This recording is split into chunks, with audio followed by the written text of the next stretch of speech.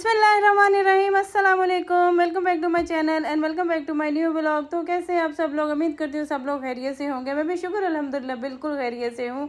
Start करते हैं आज का व्लॉग। जी आज से ड्यूटी स्टार्ट हो गई है क्योंकि बच्चों के स्कूल स्टार्ट हो गए हैं और सुबह सुबह मेरी वही डेली की रूटीन हो गई जो 5 बजे से उठने से और फिर रात गए तक अब मैं ऑन ड्यूटी ही रहती हूँ। माएँ मेरी जैसी सभी माएँ ऑन ड्यूटी ही रहती हैं और उनको रिस्पांस उतना से मिलते हैं जितना सबको पता है, घर से, बच्चों से, हस्बैंड से, और वैसे ही रिस्पांस मुझे मिलता है। ड्यूटियाँ जितनी मर्जी मैं निभा लूँ, काम जितने मर्जी कर लिए जाएँ, रहती मैं भी उन्हीं माओं में हूँ कि ये बच्चों को डांटती बहुत हैं, ये जी खर्चे बहुत करती हैं और बस ये ऐसी बातों में स्टार्ट हुआ व्लॉग। बेटी को तैयार किया, नाश्ता वगैरह बेटे को करवाया और इन लोगों को लेके आज स्कूल के लिए गई। कॉलेज वाली बेटी नहीं गई थी तो स्कूल पहुंचे। आज इनको फर्स्ट डे था स्कूल का और स्कूल से एक घंटे के लिए बस बुलाया गया था क्योंकि टीचर्स के साथ तारुफ था, इंट्रोडक्शन था, तो वहीं पे रुकना था क्योंकि अगर मैं बेटी को स्कूल ड्रॉप करके वापस घर जाती तो वापस जब तक आती ना तो मुझे तकरीबन आने में ही तकरीबन घंटा लग जाना था, जाके आना, और तकरीबन 1.5 से 2 घंटे हो जाने थे। तो हम लोगों ने सोचा मैं बेटे को साथ लेके गई थी, वहीं रुके, गाड़ी में बैठे रहे और बारिश का मौसम, बहुत अच्छा मौसम था आज, ज़बरदस्त, गर्मी बिल्कुल नहीं थी, हवा चल रही थी और थोड़ा सा ये आइडिया था कि शायद पेरेंट्स को अंदर अलाउ नहीं होगा, लेकिन जब 8:40 हुए तो फिर मैं गाड़ी से उतरी और बेटी को देखने गई तो पेरेंट्स, बहुत सारे स्कूल में पेरेंट्स और बहनें भाई सब बैठे हुए थे बच्चों को लेने के लिए। स्कूल भरा पड़ा था क्योंकि सभी पेरेंट्स इंतज़ार कर रहे थे कि 1 घंटे बाद कौन आएगा बच्चों को लेने। वैन वगैरह नहीं, खुद ही पिक एंड ड्रॉप दे रहे थे। और आज बेटी को उसकी भी फ्रेंड ने बर्थडे का गिफ्ट दिया और उसको लेके हम लोग जब स्कूल से निकले तो मौसम और ज़्यादा अच्छा, हल्की हल्की बारिश फिर से स्टार्ट हो गई थी और यहीं पे 2 लेडीज़ की गाड़ी टकराई और बस लड़ाई होते होते बच गई।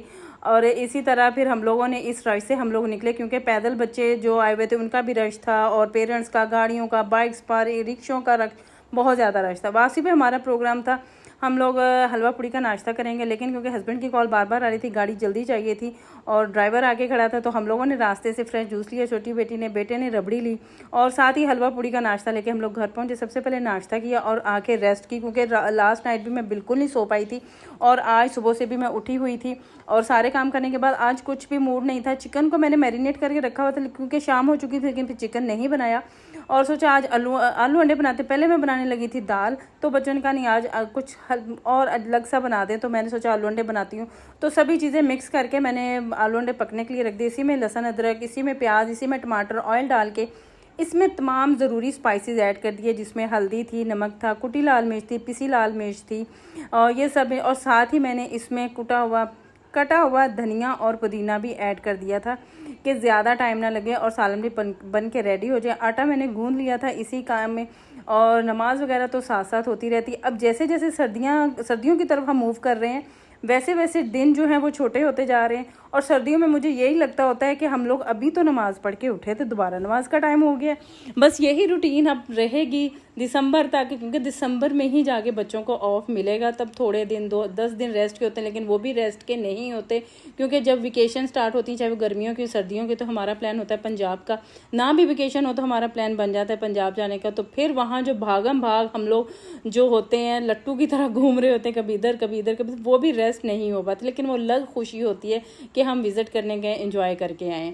तो बस सालन ऊपर रखा हुआ था, नमाज़ वगैरह पढ़ी, नमाज़ पढ़ के गेस्ट आ गए अचानक और सालन जो ऊपर पड़ा रहा और सालन रख के मैं भूल गई और किसी ने सालन को देखने ही गवारा नहीं समझा। जो मेरी हेल्पर थी वो भी जा चुकी थी और बच्चों ने बिल्कुल नोट नहीं किया और मेरे माइंड से बिल्कुल निकल गया कि सालन ऊपर पड़ा हुआ है और बस इसी चक्कर में सालन जल चुका था और मैं बस यही सोच रही थी कि शायद बच्चे सालन देख रहे होंगे। तो क्योंकि मेरे जाना किचन में नहीं हुआ और जब मुझे गेस्ट गए, चले तो वो जल्दी गए, लेकिन ना जाने क्यों सालन जल चुका था। तो आज साथ में यखनी बननी थी हस्बैंड के लिए मटन की, तो बच्चों को तो मटन और बीफ से तो बहुत ज़्यादा एलर्जी है, तो उनके लिए स्पेशली जो बना था। अब इस टाइम मैं क्या करती, तो मैंने इसी को रिफ़्रेश किया, जो थोड़े ज़्यादा जले हुए थे उनको मैंने पोटैटोज़ को निकाल दिया, इसको फ्राई पैन में शिफ्ट किया, इसमें 2 अंडे शामिल किए और साथ में थोड़ा सा दूध शामिल किया ताकि बच्चों को जले हुए की स्मेल ना आए और रात का खाना भी हो जाए।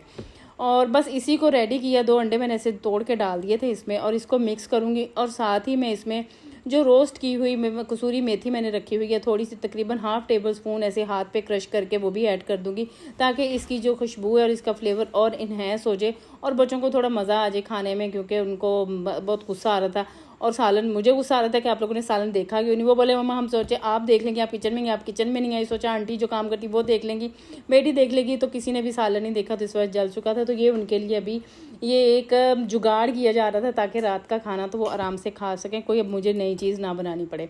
और इसके बाद मैंने जो मटन है उसको वॉश करके फ्रिज में रखा हुआ था, तो वो थोड़ा जम चुका था।